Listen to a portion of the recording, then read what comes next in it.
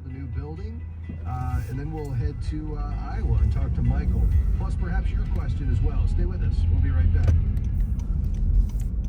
Faith and Finance is grateful for the support of Certified Kingdom Advisor Wade Chessman at Chessman Wealth Strategies. He strives to help his clients' biblical values guide their financial future. Wade has written a downloadable brochure that addresses specific issues Christians face in managing their finances. You can get it at chessmanwealth.com/Christian. Investment advisory services offered through CWM LLC, an SEC registered investment advisor. Our response, who's behind this? Sandy Rios on Sandy Rios 24/7. Talk is cheap. Honest, insightful. Doing nothing is creating chaos in the world. Danger for America. Sandy Rios informs listeners from a Christian worldview. It's time to act in the polls, because I have to tell you, most of them are just doing nothing. Listen on the podcast page at afr.net. Faith and Finance is grateful for support from Sound Mind Investing.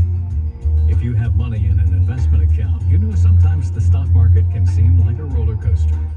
But it's possible to enjoy both profit and peace of mind as a do-it-yourself investor, no matter what's happening in the market. A short video webinar about that is available at soundmindinvesting.org. Financial wisdom for living well. soundmindinvesting.org. If you enjoy this radio program, you're going to love all of the many different resources waiting for you at faithfi.com. You'll find more powerful wisdom, podcasts, articles, videos, and more from partners like the National Christian Foundation, Sound Mind Investing, and Christian Healthcare Ministries. Connect with the community of thousands of Christians striving to be good and faithful stewards, and check out all of the free biblical financial advice at faithfi.com. The American Family Association's mission is to inform, equip, and activate individuals to strengthen the moral foundations of our culture. We also support the church. Our goal is to be a leading organization in biblical worldview training for cultural transformation. We believe that our ministry, as well as everything in the heavens and on earth, belongs to God, and our role is that of a trusted manager. Thank you for standing with the American Family Association. Are you a financial advisor or CPA seeking to build your practice on biblical wisdom? Not only does the Certified Kingdom Advisor education provide you with deep biblical insights, the CKA designation sets you apart. Each year, almost 50,000 people search for a Christian financial advisor. Join our community and share your expertise with clients looking for someone who shares their faith and values. Find more information at kingdomadvisors.com/getcertified. This is American Family Radio, a listener-supported ministry of the American Family Association.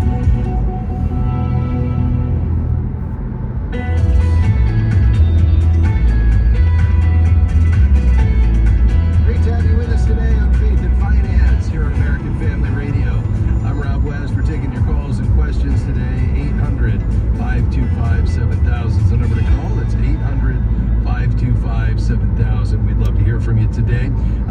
Before the break, we were talking to Aaron in Illinois. Aaron, your first question was related to what we call a Roth conversion, which is basically the idea that once we have money in a traditional IRA, we can convert any amount of that. There's actually no limits on the amount of the conversion. And remember, a conversion is different than a contribution. So with a new contribution, you are limited to either 7,000 or 8,000, depending on whether you're under or over 50 in a given year, and that annual contribution limit changes. By year, it usually goes up a little bit, maybe $500. But when you've already got the money in the traditional IRA, as you do, you can convert any amount to a Roth you want at any time. There's no cap on it. There's no age limit. You just have to recognize that whatever you convert, you're going to pay tax on in the year of the conversion. So were you looking to put the 8,000 from the traditional into the Roth because that you thought that was your limit, or was that just the number that you felt like was the best amount for you right now? I thought it was not only my limit, but I didn't know that it was going to tax me, so I'll just stay with my traditional IRA. Okay, yeah, because the I won't Roth do- is I won't do after-tax money that grows tax-free, which is a nice benefit because you pay the tax now and then you get all the tax-free growth. The traditional, whether it's a 401k or a TSP or an IRA, the traditional version, you get the deduction when it goes in, it grows tax deferred, and then you pay the tax when it comes out. So by doing a conversion from traditional to Roth, you go ahead and pay the tax in the year of the conversion, and then from that point forward, you get the tax-free growth, not the tax-deferred growth. But you are correct. You would have that added to your taxable income in the year of the conversion, and if you didn't understand that and that changes things, then yeah, you'd want to pass on that. Okay, so let's talk about your TSP. What is your age, Erin? 50. Okay, so typically what I would say is, for a typical 50-year-old, and that's all this is just a rule of thumb, we would often take, it used to be 100, now people are living longer, so we take the number 110 minus your age, so that equals 60, and that would be the portion that we would put in, let's say, the stock allocation of your portfolio, and then the balance would be, 100% minus 60 that's going in stocks. The balance, which is 40, would go into bonds. So you'd end up with a 60-40 portfolio, 60 in stocks, 40 in bonds. And your G fund could be a part of that bond or fixed income portion. So that would mean that you'd use probably a blend of the C and the S and the I, which is the common stock fund, the small cap fund, and the international fund, for your 60%. And then for that 40%, you'd probably use the F fund, which is the fixed income. And that would be a great place, for you to be. Now, if you wanted to be more conservative than that, you'd dial back that stock percentage. If you wanted to be more aggressive than that, you could dial up the stock percentage. But that would be at least a good starting point. Now, I'm a little confused, though, on what you're saying about the G fund, because the G fund has not lost value. In fact, it's really designed not to. The 1-year return on the G fund was 4.5%. The 3-year annualized return was just over 4%, and the 5-year for the G fund was just under 3%. So I'm a little confused about that because you shouldn't have lost any value there. But I think to your bigger question, perhaps that 60-40 portfolio might be the best option for you, just given your age and so forth. But give me your thoughts on that. Well, I lost $21,392.72 on my G fund, and that's classified as a cash. And then the bond is the S fund, and then the stocks C fund. Yeah. And so I did grow though, the C and F funds. Now, I was told to stay away from the S and I funds months ago.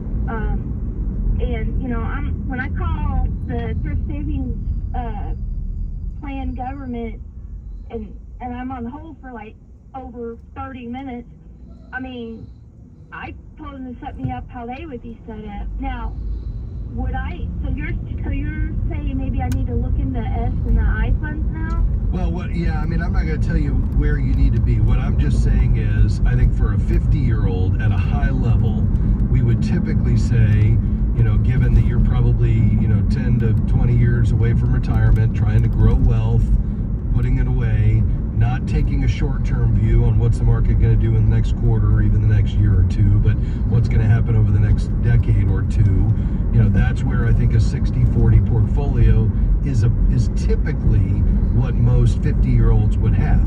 So you'd have 60 in the stock funds, and you could decide which stock funds. There's only 3 of them in the TSP. In the stock category, there's the C, the S, and the I. And if you wanted to stay away from the small cap, the S, or the I, the international, that's up to you. It just gives you more diversification, recognizing that in some markets, domestic does better here in the U.S. In other markets, domestic lags and the international does better. In some cases, the big caps do well, that's the C. In other cases, the small caps do well, that's the S. So by having a mix of the 3, you've got more diversification, which reduces risk. And then the F is the fixed income portion, and that would be the 40%. So that's just a thought or an idea. I do think you need to look further into this G fund, because the G fund has not lost money. So there's something that's not right there in terms of how you're interpreting that. And so I'd probably dig into that a little bit further. But I hope that gives you some things to think about, Aaron, both on the Roth conversion as well as the TSP. And we appreciate you listening today. Lord bless you. Let's go to Texas. Hi, Cindy. How can we help? Yes, I was just calling. Our little church has outgrown our current building, and it's actually an old building that's kind of fallen down around our ears. But we wish to build a new building, and our estimate is we're probably going to have like $1 million to be able to do that. What would be your recommendation for the best type of financial institution to use? Yeah, it's a great question. I would probably start with, and there are certainly many options you could pursue, but I'd probably start with our friends at Christian Community Credit Union. They offer church loans, and there's several advantages, I think, of working with CCCU. Number one is just the faith-driven mission. So it would be aligned with your values, because their whole cooperative is focused on serving Christ followers and ministries. And, it supports a broader purpose, because the funds are reinvested to help other churches and Christian causes grow. So there's a kingdom impact there. They have a ministry expertise. So, they've got nearly 70 years of serving churches, and they understand the unique needs of ministries, whether you're building or remodeling or whatever it is. And then they have a variety of loans. I think you'll find they're competitive and affordable as well, and just great customer service. So I would say that would be my first place. The website is joinchristiancommunity.com, joinchristiancommunity.com. You could set up a phone call, and I would probably start there. How does that sound, though? Yes, thank you so much. All right, excellent. Listen, all the best to you, Cindy. I know this can be a big project, but I'm confident if you all have a clear vision and communication to the church, and you kind of take them on the journey with you as to how you connect this to real ministry, they'll go along with you. We'll be right back. Our thanks to Certified Kingdom Advisor Wade Chessman, President and Wealth Advisor, and his team at Chessman Wealth Strategies in Dallas for their support of faith and finance. Their goal is to help their clients expand their understanding of biblical financial principles and how to implement them. The website is chessmanwealth.com. The phone number is 214-572-2120. Investment advisory services offered through CWM LLC, an SEC registered investment advisor. The Awakening with Bishop E.W. Jackson. We have not been made the greatest nation in the history of mankind by denigrating God. We have become the greatest nation on earth because we are a nation that acknowledged Almighty God to be the source of our values, our rights, our liberties, and that therefore we are accountable to Him. The Awakening on the podcast page at afr.net. FaithFi is grateful for support from One Ascent. One Ascent believes that your values inspire why you invest and how they can inspire how you invest. One Ascent's goal is to provide solutions designed for every need and invest in businesses that bless the people and places God has made. They want to help investors do well by doing good, to explore a new way of investing that aligns with your values. More information is available at oneascent.com and by clicking Analyze My Investments. Have you ever wondered where your money goes when you deposit it in a bank? Christian Community Credit Union believes in helping advance God's kingdom through everyday financial transactions. For over 67 years, they have provided values-aligned banking solutions to thousands of Christians and ministries. Consider Christian Community Credit Union as your banking institution by visiting joinchristiancommunity.com. Membership eligibility required. Each account is insured up to $250,000. This institution is not federally insured. Well, the markets have been under some pressure as of late. We'll get the lowdown on that. Plus, what's happening in corporate engagement, specifically the incredible work that AFA is doing in that space. With me in this segment, Jerry Boyer, our resident economist, and Walker Wildman right here from the American Family Association. Jerry, let's start with you. Obviously, we're looking for the 5th straight losing week in the markets. A lot of pressure, perhaps softening economic data. Uncertainty seems to be the order of the day. We also had a Fed meeting and those all-important comments from Fed Chairman Powell. What do you make of all of it? Yeah, well, let's kind of go backwards. The Fed comments, I mean, what a Fed says shouldn't matter so much. I mean, in an ideal world, it's just a lender of last resort. That's it. That's what it was created for. There was a panic of 1903, and, some people said, well, we shouldn't be so dependent on, private entities. Maybe there should be a lender of last resort, as opposed to the micromanager of the economy, and now the micromanager of markets. So markets shouldn't be responding to the Fed, because the Fed shouldn't be so big and gigantic and powerful. But it is, so markets do respond to it. And the comments, and they're always trying to sort of like read the tea leaves or read the chicken and trails, like what does he mean, what is this tone of voice? And basically it's been interpreted as, you're not going to get a rate cut next time, you didn't get a rate cut this time, you're not going to get a rate cut next time, and the meeting after that, it's going to be a really small one rather than a large one. So all that is what they call hawkish, which means no stimulus money coming from the central bank, which means that to the degree that markets are held up by easy money, to that degree they are falling. And you and I know, and this came up at the panel at Kingdom Advisors, Bob Dahl said this, Brian Westbury, David Bahnsen, that the Fed has really increased market valuations. A lot of the market performance over the past really 10 years has been essentially easy money. Well, if the Fed's not going to do easy money, then some of the air goes out of that bubble, and that's what we're seeing. And by the way, that's why the Nasdaq, which is the tech stocks, the growth stocks, the more speculative, more bubbly part of the market, is down more than say the S&P, or the Dow. What's been doing actually pretty well is dividend payers.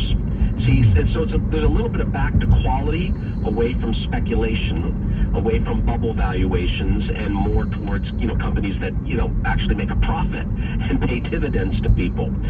We see is gold above 3,000. That's not a good sign. When President Trump said golden age, that's not the golden age I was hoping for, which is the biggest risk hedge in the world is just gone above 3,000. That's not a good sign for the future.